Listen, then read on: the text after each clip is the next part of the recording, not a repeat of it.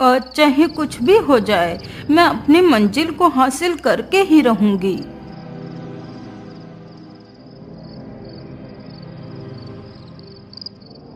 डायन चलते चलते एक बड़े से पेड़ के पास पहुंचती है। हे जादुई छड़ी, मुझे इस पेड़ के भीतर ले चलो। इतना कहते ही बुढ़िया अपनी शक्तियों से उस पेड़ के खोखले तने में प्रवेश करने की कोशिश करती है। अरे ये क्या, मैं इस पेड़ के अंदर जा क्यों नहीं पा रही हूँ? अरे दुष्ट डायन, तुझे क्या लगता है तेरे जैसी दुष्ट डायन इस पेड़ के अंदर जा सकती है? तो ये तेरी भूल है। इस वृक्ष के अंदर सिर्फ वही जा सकता है जो सच्चा और ईमानदार है। अच्छा, तो ये बात है, इसी वजह से आज तक मैं इस पेड़ के अंदर नहीं जा सकी। अब मुझे कुछ भी करके ऐसे इंसान को ढूंढना ही होगा। इतना बोलकर डायन वहां से गायब हो जाती है।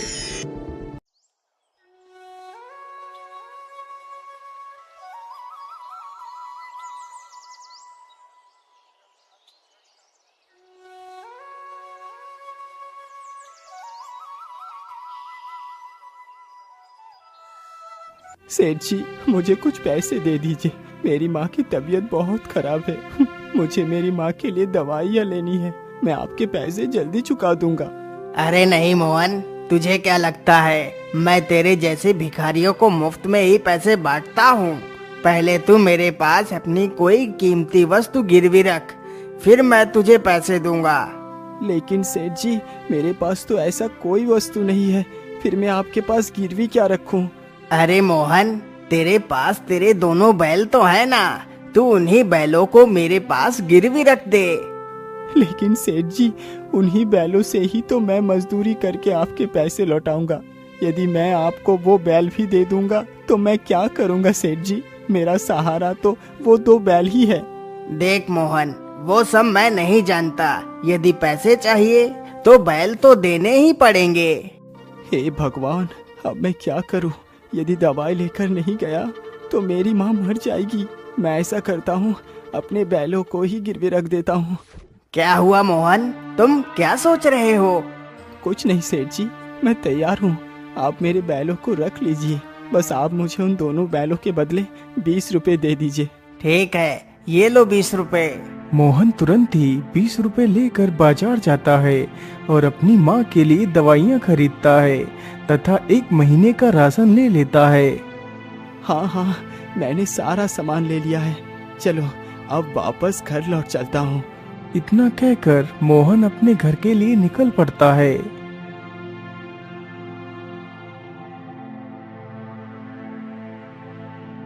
मोहन जल्दी ही अपने घर पहुंच जाता है। देखो माँ, मैं तुम्हारे लिए दवाइयाँ और पूरे 1 महीने का राशन ले आया हूँ। लेकिन बेटा, इतने सारे पैसे तुम्हारे पास आए कहाँ से? माँ, हमारे पास और कोई दूसरा रास्ता नहीं था, इसीलिए मैंने अपने दोनों बैलों को सेठ के पास गिरवी रख दिया। माँ, मैंने सोच लिया है कि मैं आज ही शहर को चला जाता हूँ और पूरे 1 महीने तक शहर में ही पैसे कमाऊंगा। फिर वापस अपने गांव आ जाऊंगा और अपने दोनों बैलों को वापस ले लूंगा। अच्छा ठीक है बेटा, तुम्हें जैसा भी ठीक लगे वैसा ही करो। अच्छा माँ, अब मैं चलता हूँ। तुम अपना ख्याल रखना, मैं जल्दी ही लौट कर आऊंगा।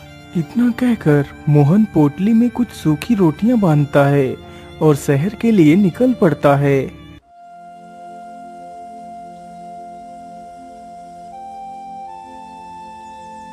मोहन चलते चलते काफी ज्यादा घने जंगलों से होकर गुजरता है। अरे राम राम राम, मैं तो चलते चलते कितना ज्यादा थक गया हूँ। मैं ऐसा करता हूँ, इसी पेड़ के नीचे चलकर थोड़ा सा आराम कर लेता हूँ और कुछ खा पी लेता हूँ, फिर आगे चलूँगा। इतना सोचकर मोहन पेड़ के नीचे ही बैठ जाता है और अपनी वही सूखी रोटियों की पोटली को खोलता है। अरे क्या बात है बेटा, देखने में तो तुम बड़े ही भोले और शरीफ लगते हो। तुम ये सूखी रोटियां क्यों खा रहे हो?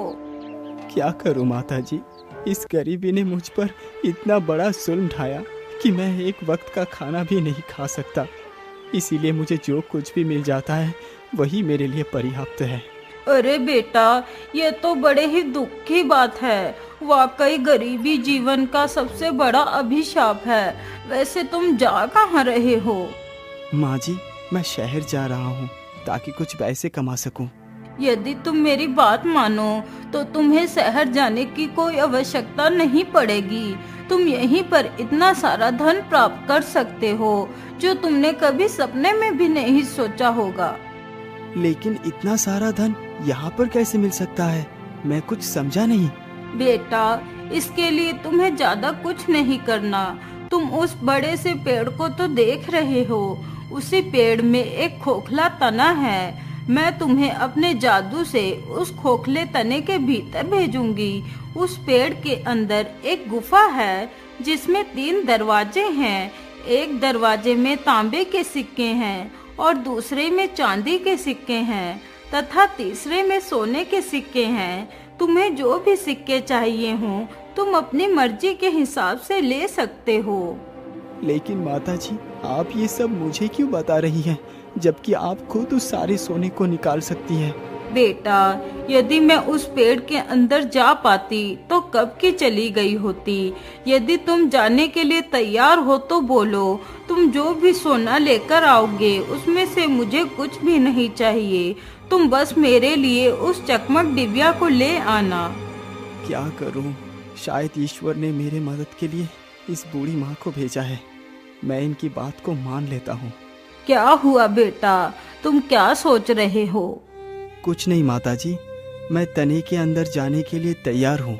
तो फिर ठीक है, चलो मेरे साथ। इतना बोलकर वह बूढ़ी महिला मोहन को उस पेड़ के पास ले जाती है। क्या तुम तैयार हो अंदर जाने के लिए? हाँ हाँ, मैं तैयार हूँ।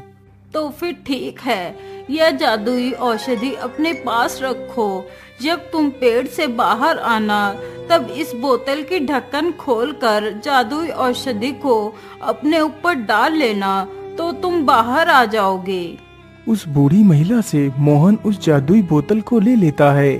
तभी वह जादूगरनी अपनी छड़ी से मोहन को तने के अंदर भेज देती है।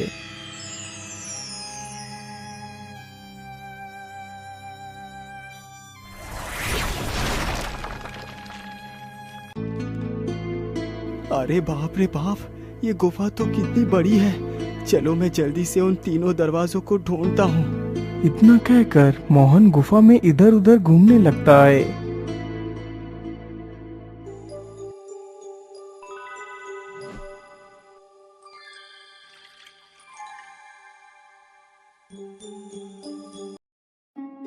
मोहन गुफा के भीतर काफी देर तक इधर उधर घूमता है, लेकिन उसे वह 3 दरवाजे कहीं भी दिखाई नहीं देते। ओहो, इतनी देर से मैं इस गुफा में घूम रहा हूँ, लेकिन अभी भी मुझे वो 3 दरवाजे नहीं मिले। पता नहीं वो 3 दरवाजे कहाँ हैं।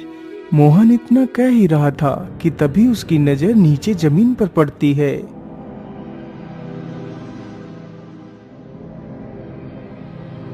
अरे ये क्या? ये तो एक गिलहरी है और इसने तो अपने मुंह में एक सोने का सिक्का दबा रखा है। इसका मतलब जिस ओर से ये गिलहरी आ रही है उस ओर ही वो 3 दरवाजे हैं। मुझे उस ओर ही चलना चाहिए। मोहन उस ओर को ही चल पड़ता है जिधर से वह गिलहरी आई थी। कुछ दूर चलने के बाद मोहन उन 3 दरवाजों के पास पहुंच जाता है। अरे मैं तो उन 3 दरवाजे के सामने ही खड़ा हूँ। चलो जल्दी से दरवाजे को खोल कर देखता हूँ। इतना सोचकर मोहन दरवाजे के पास जाता है और उस दरवाजे को खोल देता है तो देखता है कि हर तरफ तांबे के सिक्के ही सिक्के थे। अरे वाह, जैसा उस बूढ़ी महिला ने बताया था यहाँ तो एकदम वैसा ही है। तो इसका मतलब सोने और चांदी की सिक्के का दरवाजा अभी बाकी है। चलो जल्दी से दूसरा दरवाजा खोलता हूँ। इतना कहकर मोहन गुफा का दूसरा दरवाजा भी खोल देता है तो देखता है कि दूसरे दरवाजे के अंदर सब चांदी के सिक्के ही पड़े हैं। चलो अब मैं जल्दी से उस सोने के सिक्के का दरवाजा भी खोलता हूँ। फिर मोहन तीसरा दरवाजा खोलता है।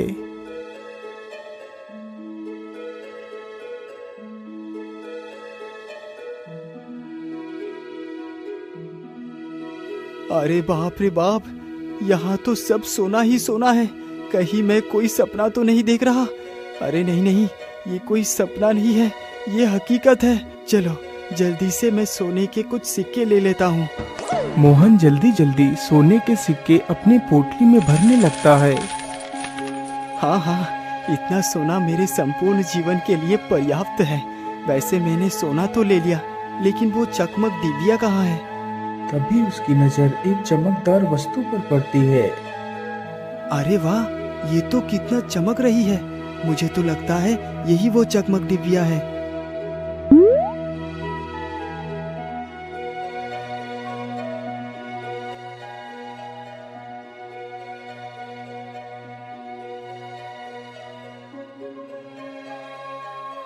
आखिर वो जादूगरनी इस डिबिया का क्या करेगी?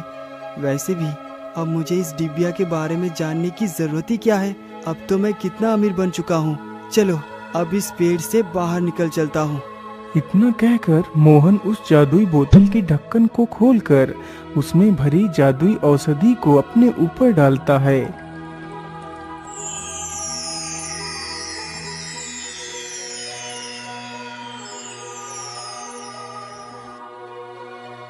अरे वाह युवक, तुम तो कितने बहादुर हो। जिस कार्य को कोई नहीं कर पाया वो तुमने कर दिखाया।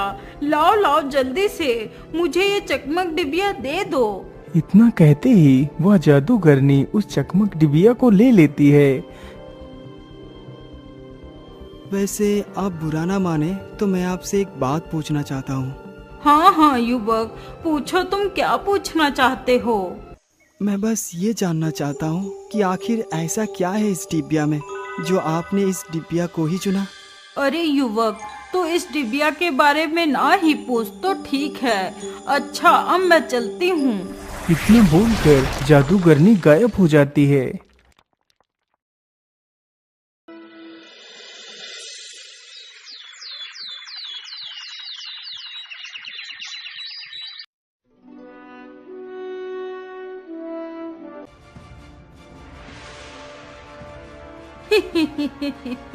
अरे दुष्ट राजा, तूने मुझे इस राज्य से बाहर निकाला था ना। देख मैं फिर से आ गई। अब तू मेरा कुछ भी नहीं बिगाड़ पाएगा। सिपाहियों, इस पागल जादूगरनी को पकड़ के ले जाओ और कारागार में डाल दो। हे चकमक डिबिया, तू इस महल के सभी लोगों को सम्मोहित करके मेरा गुलाम बना दे।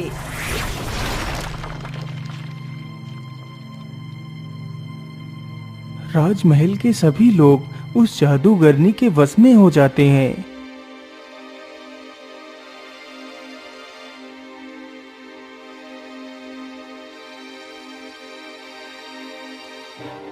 आज से मैं हूँ इस राज्य की महारानी। आज से इस राज्य में सारे काम मेरी मर्जी के मुताबिक होंगे।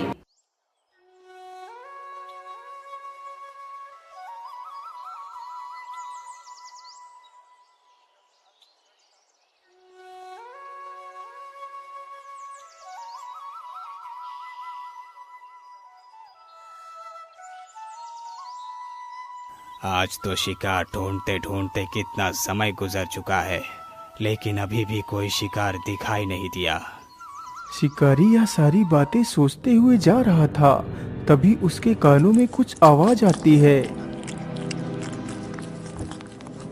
अरे ये कैसी आवाज है? मुझे तो लगता है कोई जानवर कुछ खा रहा है।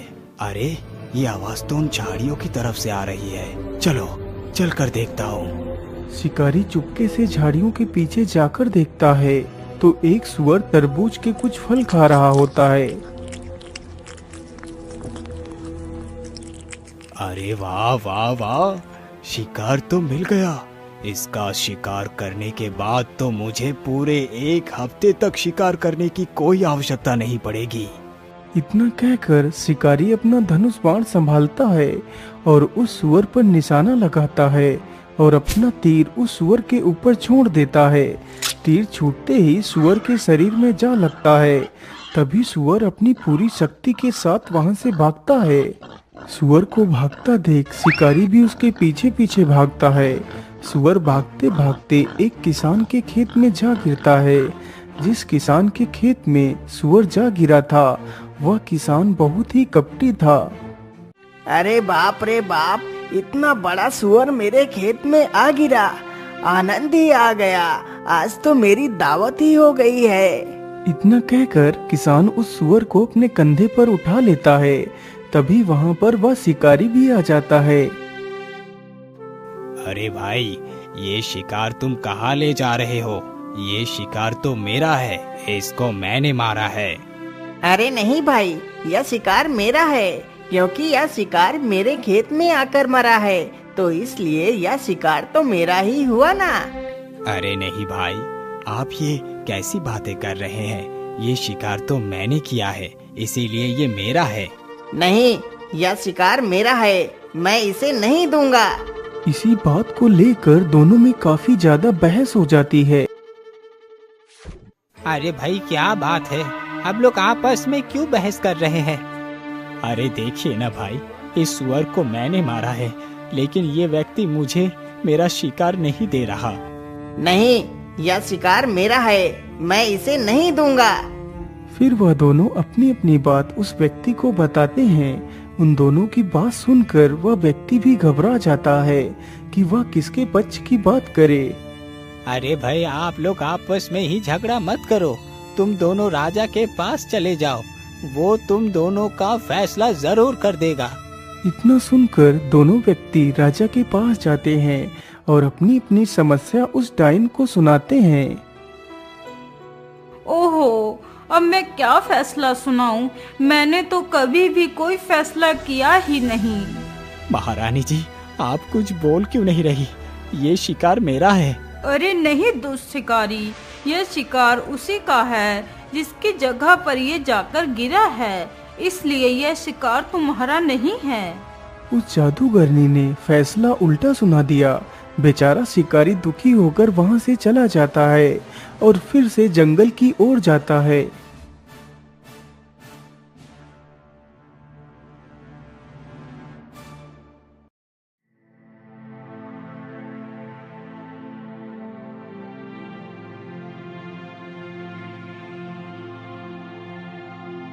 अरे भाई, क्या बात है? आप इतना उदास होकर क्यों बैठे हैं? फिर शिकारी अपनी सारी दास्तान मोहन को सुनाता है। ये तो बड़ा ही गलत हुआ, लेकिन महाराज ऐसा गलत फैसला कैसे सुना सकते हैं? अरे भाई, फैसला महाराज ने नहीं, बल्कि एक बूढ़ी महिला ने सुनाया है, जो अब इस राज्य की महारानी बन चुकी है। लेकिन महाराज के होते हुए दूसरी महारानी फैसला कैसे सुना सकती है? चलो मेरे साथ, जरा मैं भी तो देखूं आखिर नई महारानी कौन आ गई है। इतना कहकर मोहन राजमहल में पहुंच जाता है तो देखता है राज्य की महारानी कोई और नहीं बल्कि वही जादूगरनी है जिसको उसने वह चकमक डिबिया दी थी। अरे जादूगरनी, आप इस राज्य की महारानी कब बन गई? अरे बेवकूफ लड़के, क्या तुझे सारी बातें बताना जरूरी है? तुझे दिखाई नहीं देता कि अब मैं महारानी बन चुकी हूँ। आप महारानी बन गई है, अच्छी बात है, लेकिन गलत फैसला सुनाना ठीक नहीं। अरे बेवकूफ, मैं चाहे कोई भी फैसला सुनाऊं, ये मेरी मर्जी है। मैं जो चाहूंगी वही फैसला सुनाऊंगी। अपनी सलामती चाहते हो तो चुपचाप यहाँ से चले जाओ। इतना सुनकर वह दोनों वहाँ से वापस चले जाते हैं।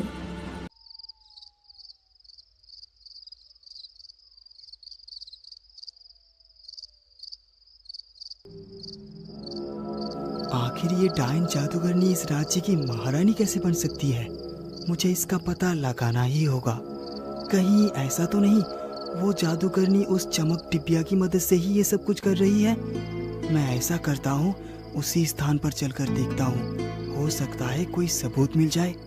मोहन रात्रि में ही उस स्थान के लिए निकल पड़ता है।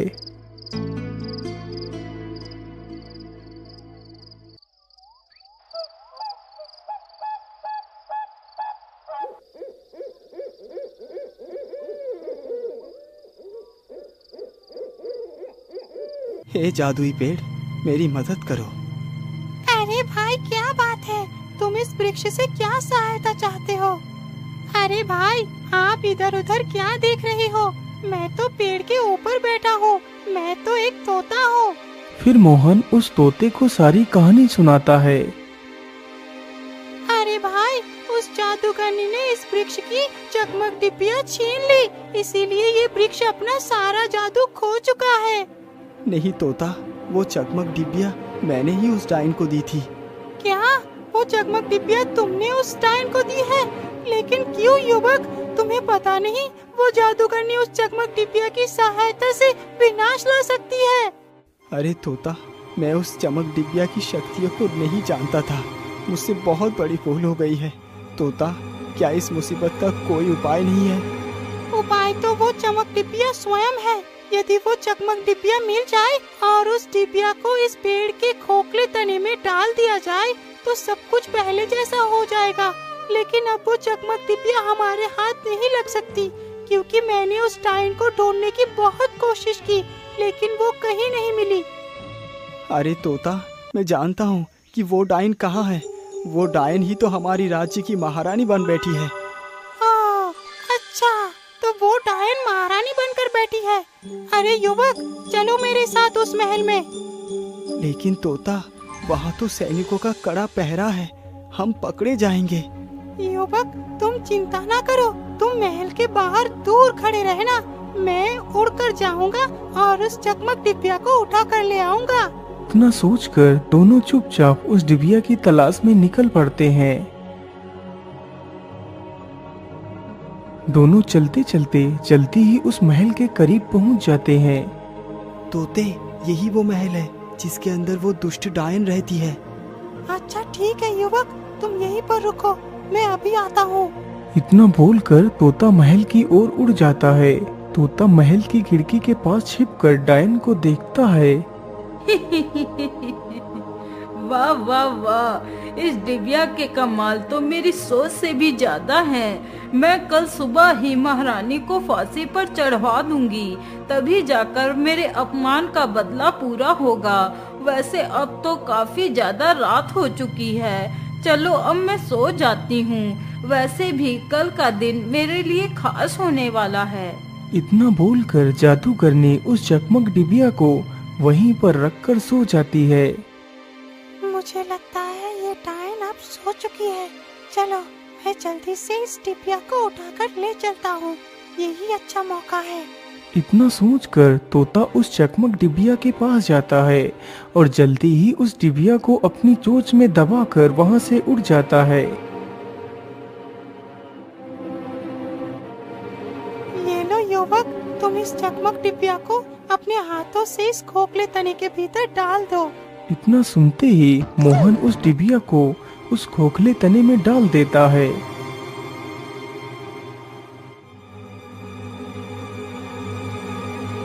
वाह युवक वाह, पहले चकमक डिबिया को ले जाते हो और फिर उसे वापस करते हो। मैंने तुम्हारे जैसा इंसान तो नहीं देखा। नहीं नहीं वृक्षदेव, ये डिबिया मैंने नहीं बल्कि उस डायन ने ले ली थी। वृक्षदेव, मैं चाहता हूँ कि आप उस दुष्ट डायन को इसकी सजा दें, क्योंकि वो डायन बहुत ही दुष्ट है। मोहन, उस डायन के कर्मों की सजा राजा उसे खुद देगा, तुम फिक्र ना करो।